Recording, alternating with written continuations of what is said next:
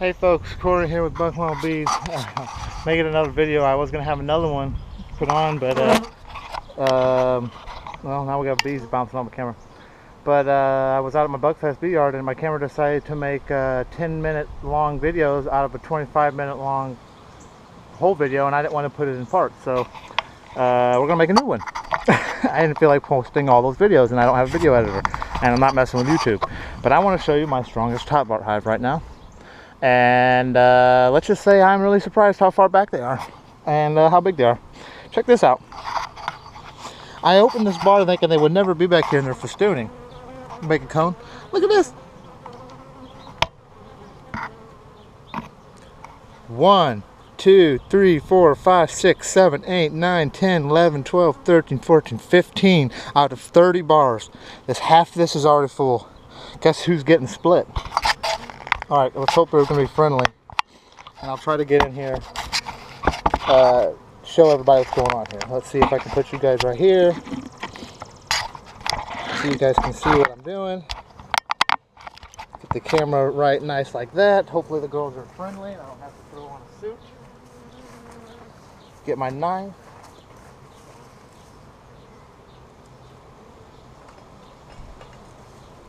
I'm going to go on this side here. Let's see, this cone looks like this is just started on cone. I cannot believe how big this hive is. I never would have guessed. And they're still building cone. Look at that hanging. Alright girls, watch out, coming in. Alright, now we're getting into it. Holy jeez Louise, we're gonna have to split this hive soon. Come on girls, get out of the way. Gotta cut this out the way. Make sure there's no brace cone holding the cone together.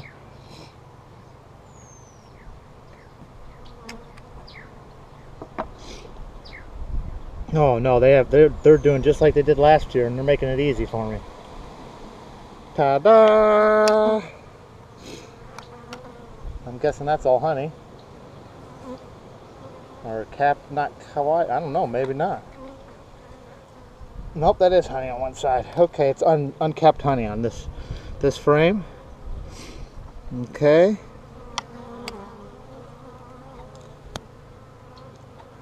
I had one just try to sting me, but okay. Let's see here. Let's do.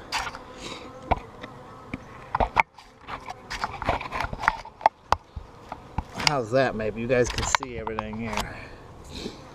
Alright girls, hold on, I gotta come into the next cone here.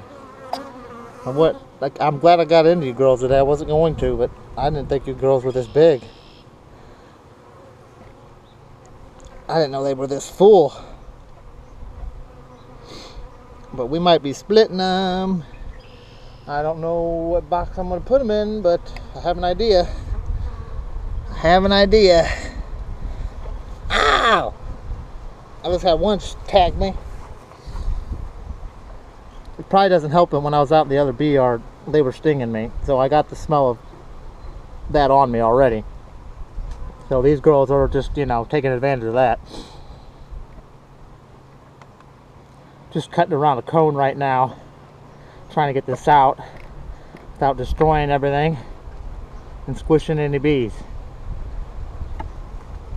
Alright. Let's try that. Gotta be a little more tedious when you go through a top bar, but I've always found that bees usually do a lot better in top bar when it comes to some things, not everything.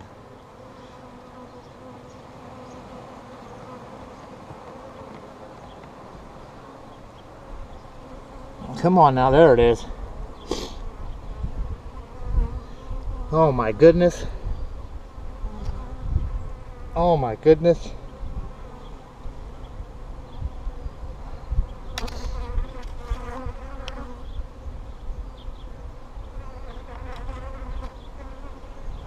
Holy cow.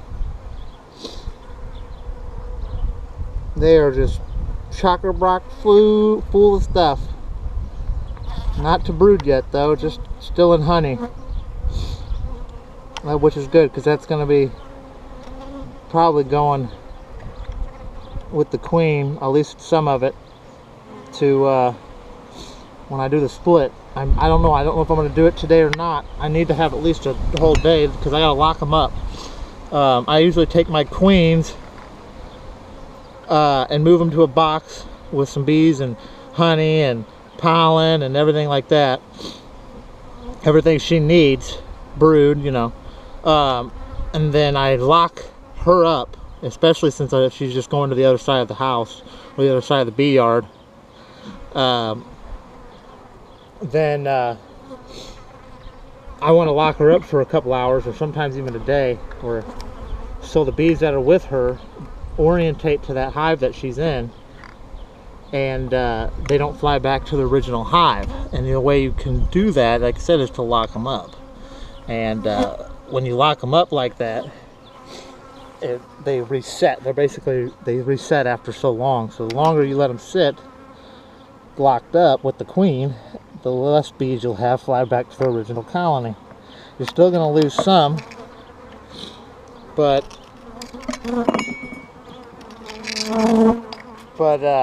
you ain't going to lose a lot. Alright girls, I know I'm pissing you off because I smashed one on accident. They're still a lot friendlier than the ones I was messing with today. Holy cow. They weren't too bad until I got down to the bottom box.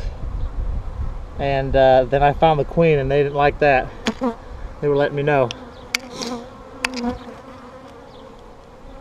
Alright girls, I'm coming in. I'm moving slow. So you don't, I'm trying to let you know that I'm not here to fucking kill you.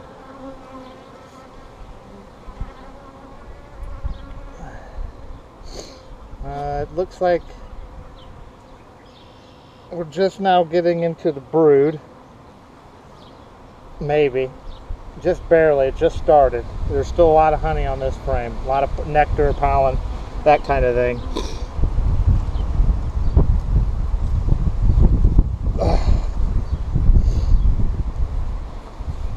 Girls are still not being as friendly as they should be, because like I said, I'm already smelling like bees today. Alright, now I'm getting into brood.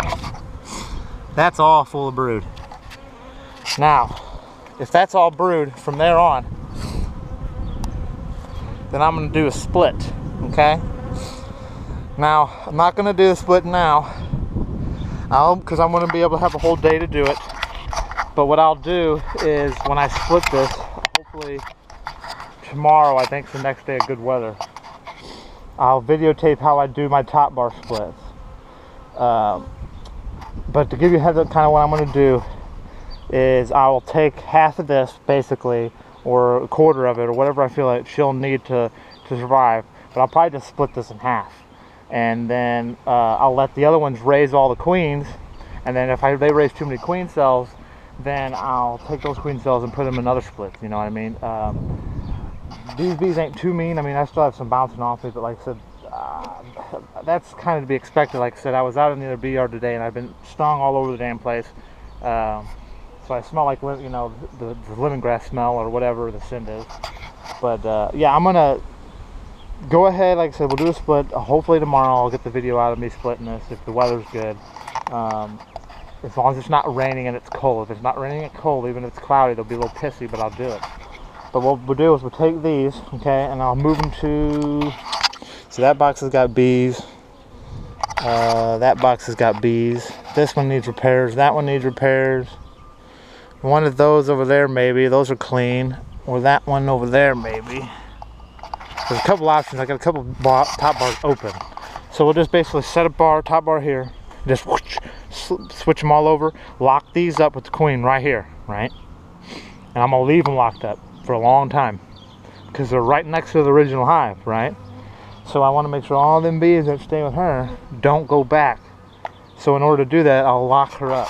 I'll lock her up for hopefully the almost whole day. And then come evening time, when they usually go out and do all the new bees do all their play flying, is when I'll open them up.